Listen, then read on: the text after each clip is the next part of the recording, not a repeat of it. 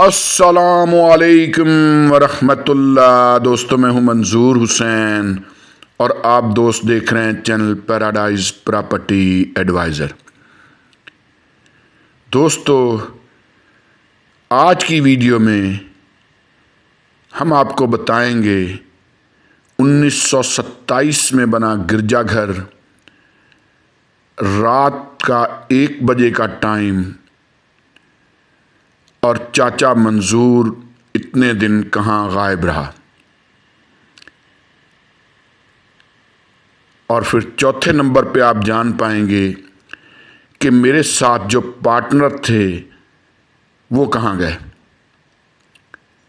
तो चलते हैं वीडियो की तरफ। वीडियो स्किप मत कीजिएगा। मैं यकीन से कह सकता हूँ कि इन 4-5 दिनों में जो मेरे साथ गुजरी दोस्त अहबाब के लिए बहुत मुफीद साबित हो सकती है। तो वीडियो पूरी देख लीजिएगा और कमेंट्स में अपनी राय का इजहार भी ज़रूर कीजिएगा। दोस्तों, सबसे पहले आ जाते हैं 1927 में बना गिरजाघर। दोस्तों, हुआ ये कि गाड़ी ख़राब हुई और गेर उसके जवाब दे गए, तो मैं उसको मिट्ठू खान के अहाते ले आया मिस्त्रियों के पास। उस्ताद मुशर्रफ मौजूद हैं वहाँ, जिनकी वर्कशॉप है, वहाँ मैं लेके गया। उनकी वर्कशॉप एक मंदिर में है जो महकमा औकाफ वालों के पास है। उस मंदिर को दुकानों की शेप दी हुई है और बहुत सारे घर भी अंदर छोटे छोटे एक एक कमरे के बनाए हुए हैं महकमा औकाफ ने, और वो रेंट पे दे रखे हैं। और उसके बिल्कुल सामने ये गिरजाघर है जो अपनी वीडियो में आप इस वक्त देख रहे हैं। तो मैं यहां रहा तकरीबन 4 दिन। दोस्तों, सबसे पहले बात इस गिरजाघर की कर ली जाए। दोस्तों, अल्लाह का घर है, आप माने या ना माने, लेकिन दुनिया का सबसे बड़ा मज़हब क्रिश्चियनिटी, ईसाईयत यही कहती है कि ये अल्लाह का घर है। इसमें आकर वो अल्लाह की इबादत करते हैं और अपने हिसाब से जैसे उनको तालीमात दी गई हैं उस तरह से वो अपनी इबादत में मसरूफ़ होते हैं। बहुत पुराना है, एक तारीख़ी अहमियत है। 1927 का है तकरीबन। मेरा ख्याल है कि 98 ईयर्स हो गए बने हुए। यहाँ मैंने एक चीज़ नोटिस की कि इसके फ्रंट पे तो चौकीदार बैठा है, लेकिन ये जो साइड वाली दीवार है ना दोस्तों, आप यूं कह लीजिए कि ये इंसानों की, वहाँ जो इंसान वर्कशॉपियों की सूरत में रह रहे हैं, मिस्त्रियों की सूरत में रह रहे हैं, उनके लिए एक पेशाबगाह है। आप देख सकते हैं लिखा हुआ है, कुछ बैनर फटा भी हुआ है कि इबादत गाह है, लेकिन फिर भी लोग पेशाब करते रहते हैं। और एक तफन, एक स्मेल, एक बदबू के भभके उठते हैं यहाँ। और बिल्कुल भी कोई नहीं सोचता कि ये इबादत गाह है। मज़े की बात यह है कि आप तस्वीर में जो चीज़ देख रहे हैं वीडियो में, किसी मंचले ने ऊपर लिख दिया काबतुल्लाह है। यानी पूरा तो नहीं उसने लिखा कि इस तरफ काबतुल्लाह है, उसने लिख दिया कि काबतुल्लाह है, कि भाई इस तरफ काबतुल्लाह है जिस तरफ आप मुंह करके पेशाब कर रहे हैं। लेकिन आफरीन है उन मुसलमानों पर, उन्होंने फिर भी अपनी पेशाबी फायरिंग जो है वो बंद नहीं की। यकीन कीजिए कि जितने दिन मैं रहा हूं, मुझे बड़ी हैरत हुई है कि बस उन्होंने उसको पेशाबगाह बना रखा है, अपना भी ख्याल नहीं। ज़ाहिर है बीमार भी होंगे, ताफन फैलेगा, जरासीम फैलेंगे, बीमार होंगे, गंदगी बढ़ेगी। तो पूरा का पूरा एरिया, हालांकि उन्होंने वो ग्रिल लगा के उसको कवर किया हुआ है कि इस ग्रिल के अंदर कोई ना आए, लेकिन फिर भी लोग ग्रिल क्रॉस करके अंदर चले जाते हैं और जाके पेशाब करते हैं। अब अगली बात पे आ जाते हैं। ये तो बात यहाँ ख़त्म हुई। अब आ जाते हैं दोस्तों अगली बात पे, और वो बात ये है कि रात का 1 बजे और मैं कहाँ गायब रहा। तो हुआ ये दोस्तों कि जब पहले दिन गाड़ी मैंने खड़ी की और गियर उन्होंने चेंज किया मेरी गाड़ी का, तो गियर जो है वो सही काम नहीं कर पाया। उन्होंने कहा जी कि ये दोबारा दूसरा चेंज होगा। मैंने कहा जी आप दूसरा कर दें, ज़ाहिर है आपके साथ तय हुआ है, और 35,000 कीमत तय हुई थी। मैंने कहा जी 30,000 दूंगा, बाकी आयल वगैरह मजदूरी वगैरह ये सारा कर करा के ज़ाहिर है 55-60 तक बात पहुंच जाती। खैर जी उन्होंने दोबारा लाया, वो ऐसा करते करते वो दोबारा जो दूसरा लेके आए वो भी सेट नहीं हुआ, काबली गियर। और इसी तरह करते कराते तकरीबन को 9 बज गए, 9 या 10 बज गए। उन्होंने आस्ता आस्ता खिसकना शुरू कर दिया। उस्ताद ने भी कहा कि भाई आप जाओ घर जाके आराम करो, सुबह 10 बजे 10-11 बजे आ जाना, 10-11 बजे वर्कशॉपें खुलती हैं तो फिर देखेंगे इसको। मैंने कहा यार मैं तो ऐसे नहीं जाऊंगा, मैं गाड़ी के अंदर ही लेट जाता हूँ। बड़ी सर्दी थी, 4-5 दिन पहले की बात है, बड़ी सर्दी, बड़ी ठंड थी, लेकिन मैंने कोट पहना हुआ था, जॉगर पहने हुए थे और सर पे वो सर्दियों वाली टोपी ली हुई थी। तो मुझे पता था कि मैं चल फिर के वाक शाक करके दौड़ शौड़ लगा के मैं वार्म अप रख सकता हूँ अपने आप को। ऐसे माहौल में हमने वक़्त काटे हुए हैं, ख़ास तौर पे जो मेरी एज के लोग हैं। मैंने कहा जी मैं गुजारा कर लूँगा, मैं छोड़ के नहीं जाऊँगा गाड़ी। उसने ना दाएं बाएं गाड़ियों की तरफ इशारा किया, को 3-4 गाड़ियाँ खड़ी थी और बड़ी कीमती गाड़ियाँ थी, बहुत तगड़े बंदों की गाड़ियाँ। मैंने कहा यार मसला ये है खान भाई, मुशर्रफ भाई, कि ये हैं बड़े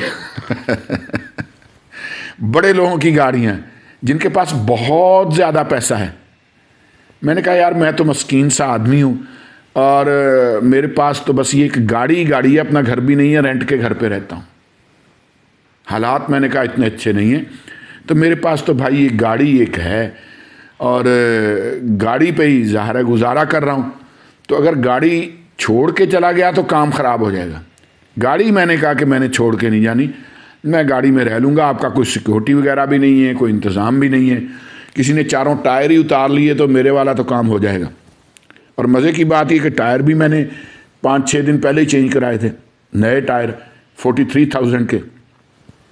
खैर उन्होंने कहा जी ठीक है, वो चले गए। मैं खैर वहाँ वाक शाक करता रहा, इधर से उधर, उधर से इधर, अपने आप को वार्म अप रखा। तकरीबन रात का 1 बज गया। जब रात का 1 बजा ना दोस्तों, तो एक चौकीदार आया। उसने कहा भाई खैर तो है, आप यहाँ अकेले क्या कर रहे हैं? मैंने कहा जी मैं ये गाड़ी की चौकीदारी कर रहा हूँ। उसने भी वही जुमला दोहराया। उसने कहा अल्लाह आड़ियो, वो एडियां दियां वड्डियां गड्डियां खड़ियां ने, त्याड़ी साबनदानी नूं किसे की करना है? मैंने फिर उसको वही जवाब दिया कि भाई ये बड़े बड़े लोगों की गाड़ियां, इनके पास पैसा बहुत होता है, इनकी दाएं बाएं हो भी गई तो इनको परवाह नहीं है। मैं यार माठा बंदा हूँ, मैं दोबारा ले नहीं पाऊँगा। उसने कहा जी आप ऐसा करें, आप सुकून से घर जाएं, ये मेरा नंबर है, मेरी जिम्मेदारी है, ये मेरा शिनाख्ती कार्ड है, इसकी सिक्योरिटी की जिम्मेदारी मेरी है। सर्दी बड़ी है, आप मेहरबानी करें घर चले जाएं। मुझे ना थोड़ा हुआ कि नहीं यार अब ठीक है मामला। खैर मैं घर आ गया, ठीक है जी। और फिर 4 दिन लगातार जाता रहा। चौथे दिन जाके फिर हल बताऊं कि हुआ क्या। अच्छा, फिर इस दौरान वो क्या करते रहे, बार बार ऑयल डालते रहे। ज़ाहिर है जितनी बार गियर खोलते उतनी बार ऑयल डालते, पहले वाला वो फारग हो जाता और 2 लीटर डालना पड़ता। हर बार खोलने में लीटर 1.5 लीटर कम हो जाता था। ऐसे करते करते तकरीबन 12 लीटर गियर ऑयल डालना पड़ा और 1 लीटर की कीमत 1900 रुपया। हाँ जी, ये सिलसिला चलता रहा। फिर एक और भी बात देखी जो मुझे बहुत मायूब सी लगी, आप दोस्तों को भी बताता चलूँ, दिल नहीं कर रहा बताने का।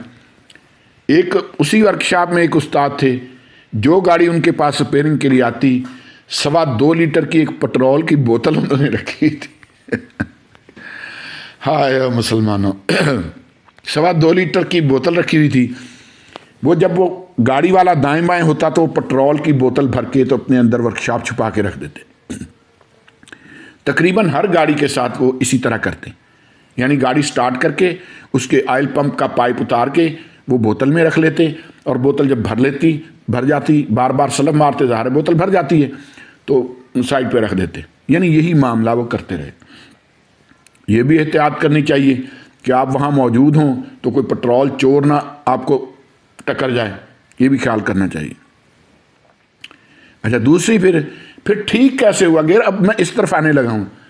मेरे पास जो ये 660 सीसी साबुनदानी है ना, है तो खैर ये 660 सीसी और है भी छोटी सी साबुनदानी, लेकिन मसले वाली बात ये कि ये 4 व्हील है। मैंने ना इसका नीचे वाली वो पुली शुली वो सारा उतार के फेंक दिया था कि क्या ये ऐसे छोटी सी गाड़ी और पतली सी कमरिया और इतना बड़ा बोझ है, तो मैंने वो उतार के फेंक दिया था। लेकिन ये कि बाकी के मामला चिपके हुए हैं। अब इसके लिए ज़ाहिर है कि जब भी चाहिए होगा तो गेयर भी वैसा ही चाहिए होगा, ये भी मामला बनता है। आखिर में उन्होंने ये किया जी कि जो एक तो ऊपर की बॉडी होती है गेयर की, जो उसके अंदर की किट पूरी होती है, उसमें एक जाली होती है बारीक सी, उसमें उन्होंने छेद किया और गाड़ी चलने के काबिल हुई और चाचा मंजूर घर आ गया। दोस्तों, अब आते हैं हमारे उस पार्टनर की तरफ जिनके साथ मेरा बहुत अच्छा वक्त गुजरा।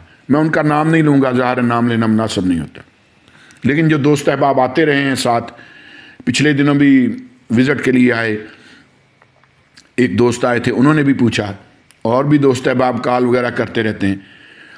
तो मसला ये हुआ कि जब हम दोनों का पार्टनरशिप ये थी, उससे पहले के तो बल्कि पहले के भी बता देता हूँ। सबसे पहले मेरे साथ एक पार्टनर थे, वो खैर वो सौदे करते रहे, मुझे पता नहीं चला, और वो यानी मैं कस्टमर देता था, बात ये तय थी कि हाफ हाफ होगा, 50-50 प्रॉफिट होगा, जो भी कमीशन बचेगा। खैर उन्होंने मुझे नहीं प्रॉफिट दिया, वो सौदा ही नहीं हो रहा जी। बाद में मुझे पता चला कि भाई सौदे तो हो रहे हैं। उसके बाद एक और यंग थे लड़के, तकरीबन 22-24 साल एज होगी, वो आए, प्रॉपर्टी का पुराना काम कर रहे थे, मैं तो ज़ाहिर नया था। वो आए मेरे साथ, उनके साथ मैंने काम शुरू किया, और उनके साथ जब उन्होंने भी कहा भी सौदे नहीं हो रहा, कस्टमर मैं रोज़ाना 5 से 6 कस्टमर उनको देता था, नंबर देता था, वो डील शील ये वो, लेकिन वो कहते सौदे नहीं होते। पता मुझे तब चला कि जब मैंने ना एक बार एक जगह वीडियो बनाने गया पीर महरली शाह टाउन, तो सामने वाले घर से बंदा निकला है, और चाचा मंजूर की हाल ठीक हो? मैं कहा जी अलहमदुलिल्लाह, अल्लाह दा एहसान है, करम अल्लाह दा। यार तुसी सुनाओ? यार एक घर तुसी लैके दिता, बहुत ज़बरदस्त था, बहुत अच्छा घर है, लेकिन ये ए मसाइल है ने। मैं क्या अच्छा जी, मैं क्या जी मैं कदों लैके दिता, तो मैंने कब लेके दिया है? कहते जी वो आपने वो, अब उन्होंने उनका नाम लिया ना कि उसका वो नंबर आपने दिया था मुझे। मैंने कहा हाँ जी। क्या उन्होंने ही दिलवाया जी मुझे? मैंने कहा जी ठीक है, कोई नहीं मसला। खैर मैं वीडियो बनाई, वापस आ गया। 3 दिन बाद वो जो मेरा पार्टनर था, जो 20-22 साल का मैं बता रहा हूँ, उसने कहा जी फलां जगह पर एक घर है, जाके वहाँ वीडियो भी बना लें, वो भी चैनल पे लगा दें। मैंने कहा आप साथ चलें, हमेशा वो साथ जाता होता था, इस बार वो साथ ना जाए। मैंने कहा यार साथ चले, इसमें क्या, नहीं मैं थोड़ा बिजी हाँ, आप तुसा जाओ। खैर जी मैं वहाँ गया, जब वीडियो बनाने लगा तो उसके भी सामने वाला जो घर वाला था ना, वो बाहर निकल आया। जब उसने आवाज़ सुनी ना अस्सलामु अलैकुम वरहमतुल्लाह, तो वो बाहर निकल आया और उसने कहा आओ जी चाचा, वो यंगी था जिसने ख़रीदा था, कहा चाचा मंजूर कैसे हैं आप, ठीक हैं? मैंने कहा जी अल्हम्दुलिल्लाह जी, बहुत अच्छा आपने घर लेके दिया, बहुत ज़बरदस्त माशाल्लाह। बस ना यार इसका ये पानी का मोटर का मसला बन गया, पता नहीं क्या चक्कर है, मैं मोटर निकलवाने लगा हूँ, मिस्त्री मैंने बुलवाया हुआ, बाकी मकान शकान ठीक है। मैंने कहा जी आपको भी पता है कि हर मकान में कोई ना कोई मसाइल तो होते ही होते हैं, ज़रा हमने कौन सा वो बीच में घुस के देखा होता है, हमने तो वीडियो बनानी होती है अंदर बाहर से, वो जो डिटेल हमें नज़र आती है वो हम बता देते हैं। मैंने कहा लेकिन मसला ये कि आपने ये ख़रीदा कब, मैंने तो नहीं लेके दिया। उन्होंने कहा जी आपने वो अपने पार्टनर का नंबर दिया था ना, उन्होंने मुझे दिलवाया। मैंने कहा जी ठीक है। मैं वापस आया, जो पहला पार्टनर था उसको भी सलाम कह दिया, जो दूसरा पार्टनर था उसको भी सलाम कह दिया, जी अस्सलाम वालेकुम जी, आप अपना करें मैं अपना करता हूँ, ज़ाहिर है मैं भी अपने बच्चों के लिए कर रहा हूँ यार। फिर ये तीसरे पार्टनर आ गए, ये ईमान वाले आदमी थे, बड़ा अच्छा इनके साथ सिलसिला चला, लेकिन मामला ये हुआ कि था 50-50। मैंने इनको कहा दोस्त अहबाब से मशवरा किया, दाएं बाएं, अपने बेटे से भी मशवरा किया। दोस्त अहबाब ने कहा जी आपको कुछ भी नहीं बचता, उनको आधा बच जाता है। मैंने कहा जी वो कैसे? उन्होंने कहा जी कैलकुलेशन करें, हर तीसरे चौथे दिन 7,000 का पेट्रोल डलता है गाड़ी में, ज़ाहिर है विज़िट वगैरह कराने होते, वीडियोस बनवाने के लिए जाना होता है। मैंने कहा जी बिल्कुल ऐसा तो है। फिर जनाब गाड़ी की रिपेयरिंग, जनाब कभी ऑयल चेंज, कभी कुछ को, ज़ाहिर रिपेयरिंग तो चलती रहती है। मैंने कहा जी बिल्कुल ठीक है। उन्होंने कहा जी बाकी के अखराजात, खाना पीना, ये वो सारे। मैंने कहा जी बिल्कुल ठीक है, ये भी मेरी तरफ से ही है। फिर उन्होंने कहा जी जो ऑफिस आपने रेंट पे ले रखा है, मैंने कहा जी बिल्कुल रेंट भी मैं ही देता हूँ। उन्होंने कहा जी जो वहाँ मुलाजम रखा हुआ है, मैंने कहा जी उसको भी 27,000 मैं ही देता हूँ तनख्वाह, 20,000 खाना और 7,000 नहीं 20,000 तनख्वाह और 7,000 खाना। कहते जी कैलकुलेशन कर लें कि सौदे कितने हो रहे हैं, आपको कितना बच रहा है, उनको कितना बच रहा है। मैंने कहा जी बिल्कुल ठीक। मैंने फिर अपने पार्टनर से कहा, मैंने कहा जी भाई जी करते हैं 3 हिस्से, एक हिस्सा मेरा, एक हिस्सा अखराजात का और एक हिस्सा गाड़ी का, सॉरी एक हिस्सा आपका। ठीक है जी, अगर आप समझते हैं कि आपके लिए एक्सेप्टेबल है तो ठीक है, अगर नहीं तो रहने देते हैं। आप अपना करें, मैं अपना करूं, ताकि मुझे मेरी जेब में भी तो कुछ आए ना। उन्होंने कहा जी ठीक है। पहले थोड़ा उन्होंने कहा दाएं बाएं किया, लेकिन फिर कहते चले ठीक है कर लेते हैं। खैर जी इसी तरह चलते चलते हमारा सौदा हो गया और उसमें कुछ बचत हुई। जब बचत हुई तो मेरी आदत ये है कि मैं पैसे खुद अपने हाथ में नहीं पकड़ता था। ये मेरी आदत शुरू से, कि जो पार्टनर है ना, जो पेमेंट करने वाला होता है, उसको मैं कहता कि ये मेरे पार्टनर को पकड़ा दें, हम कर लेंगे आपस में। खैर जी उन्होंने वो मेरे पार्टनर को पकड़ा दिए पैसे। अब हम वापस आए नाम करा के जो मालिक के। अब पार्टनर मेरे, उनका दिल ही ना करे जेब से पैसे निकालने का। उनको नज़र भी आ रहा था कि आज लाजमी टायर चेंज कराने पड़ेंगे, क्योंकि गाड़ी डांसिंग कार बनी हुई थी, डोल रही थी, क्योंकि टायर टेढ़ा हो चुका था एक। ये भी उनको पता था कि ऑयल भी इसको चेंज करवाना पड़ेगा, क्योंकि ऑयल भी पूरा हो चुका है, 3,000 से ऊपर चल गई हुई है गाड़ी। ये भी उनको पता था कि गियर भी खुलवाना पड़ेगा, गाड़ी की हालत बड़ी पतली हुई है, गाड़ी अखराजात मांगती है। मैं देख रहा हूँ उनके मुंह पे आज अभी देते हैं, अभी देते हैं, उनका भी दिल ना करे पैसे निकालने को जेब से। मैंने कहा जी करें फिर 3 हिस्से करें। ओ नहीं जी 3 हिस्से नहीं जी, होगा उसी तरह वो 50-50। मैंने कहा जी आपने खुद एक्सेप्ट किया था कि ठीक है 3 हिस्से कर लेते हैं, तो अब क्या हो गया आपको? ओ नहीं जी इस तरह नहीं है, ये है वो है, इस तरह वो, यानी इस तरह करने लगे। बहुत मैंने कोशिश की लेकिन वो बिल्कुल भी नहीं। मैंने कहा जी फिर आप ऐसा करें, आप बहुत ही अच्छे हैं, बस आप मेरा 50% दे दें, लेकिन मुझे दें तो सही कि मैं आगे अभी पेट्रोल भी डलवाना है और भी मामलात हैं, वो तो मैं पूरे करूँ ना। अब हर बार ऐसा तो है नहीं कि मैं पेट्रोल डलवाऊँ और आपको कहूँ जी ये पैसे दें, ज़ाहिर है मुझे फिर अजीब सा लगे, ज़ाहिर है तलखी जो आ गई मामलात में। फिर भी उन्होंने खैर जल्दी पैसे नहीं निकाले जेब से। आखिर फिर एक जगह पे हमने गाड़ी रोक के मैंने कहा जी आप ऐसा करें, पैसे दें, मेरे पैसे दे दें, आप अपने मामलात करते रहें। इस तरह खैर 50% उन्होंने मुझे दिया। उन्होंने कहा जी अब आगे क्या होगा? मैंने कहा जी आगे मैं तो खरी बात करने वाला बंदा हूँ, मैं इस तरह नहीं चल सकता, माजरत चाहता हूँ। ठीक है जी, तो ये हैं जी मामलात ज़िंदगी के। आप दोस्तों के लिए भी इसमें बहुत सारी चीज़ें हो सकती हैं, जैसे मैंने बहुत सारी चीज़ें सीखी हैं इस 4-5 दिनों में। आइंदा वीडियोस आती रहेंगी इंशाअल्लाह। बहुत माज़रत चाहता हूँ कि बीच में 4-5 दिन का वक्फ़ा हुआ। कभी कभी इंसानी ज़िंदगी में ऐसे मोड़ आ जाते हैं कि बंदे को इस छोटे से वक्फ़े की ज़रूरत पड़ जाती है। ये छोटे छोटे वक्फ़े हमें बताते हैं कि एक बड़ा वक्फ़ा बहुत जल्द आने वाला है, और वो ऐसा वक्फ़ा है कि उसके बाद हम इस दुनिया में नहीं अगली दुनिया के मामलात में जीते हैं। दोस्त अहबाब सलामत रहें। आप दोस्तों के लिए बहुत सारी दुआएं।